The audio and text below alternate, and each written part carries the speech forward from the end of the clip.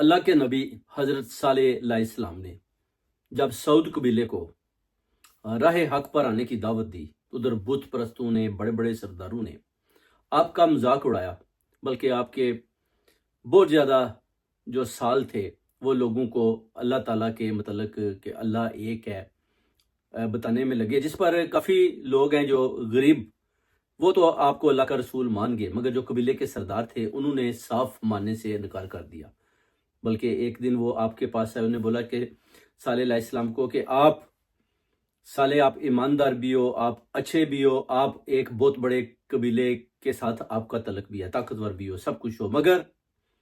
اگر آپ ہماری بات مان لو تو ہم تمہیں اپنا سردار بھی بنا سکتے ہیں۔ جس پر حضرت صالح علیہ السلام نے بولا جی کہ میں کسی کافر کا سردار بننے کا خواہش مند نہیں ہوں،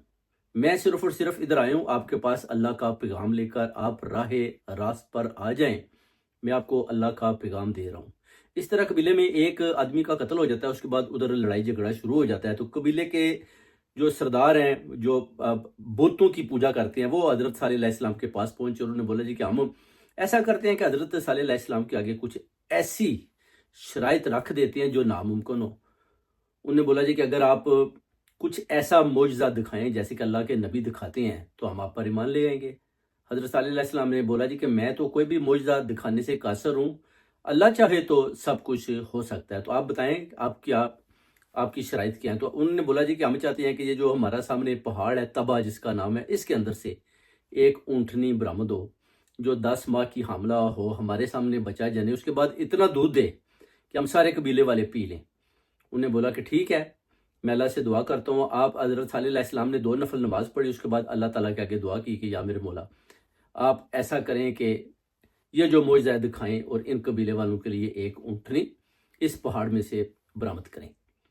اس کے بعد وہ کہتے ہیں کہ پہاڑ ہلا، اس میں سے وہ اونٹنی باہر نکلی، جو 10 ماہ کی حاملہ تھی وہ باہر آئی، اس کے بعد اس نے بچہ جنا، اس کے بعد جو دودھ تھا وہ پورے قبیلے میں بھی بانٹا گیا۔ جب یہ معجزہ دیکھتے ہیں تو اس میں سے بہت زیادہ لوگ جو ہے نا وہ آپ حضرت صالح علیہ السلام پر ایمان لے آتے ہیں کہ آپ واقعی اللہ تعالیٰ کے رسول ہیں اور اللہ ایک ہے۔ مگر جو بت قدہ لوگ ہیں وہ دیکھ رہے تھے کہ ہمارا تو جناب جو اپنا مذہب ہی ختم ہو جائے گا، تو وہ کہتے ہیں، وہ ماننے سے انکاری ہو جاتے ہیں، وہ لوگوں کو دوبارہ بہکاتے ہیں کہ یہ بالکل ایک جادوگر ہے، آپ اس کی باتوں پر یقین نہ کریں، تو لوگوں کو پھر بہلا پھسلا کر ساتھ لے جاتے ہیں۔ اس کے بعد حضرت صالح علیہ السلام اس قبیلے کو پیغام دیتے ہیں کہ دیکھو، یہ ناقد اللہ یعنی اللہ تعالیٰ کے معجزے سے پیدا ہوئی ہے، یہ جو اونٹنی ہے، آپ لوگ نے کبھی بھی اپنی برائی والا ہاتھ اس کو نہیں لگانا۔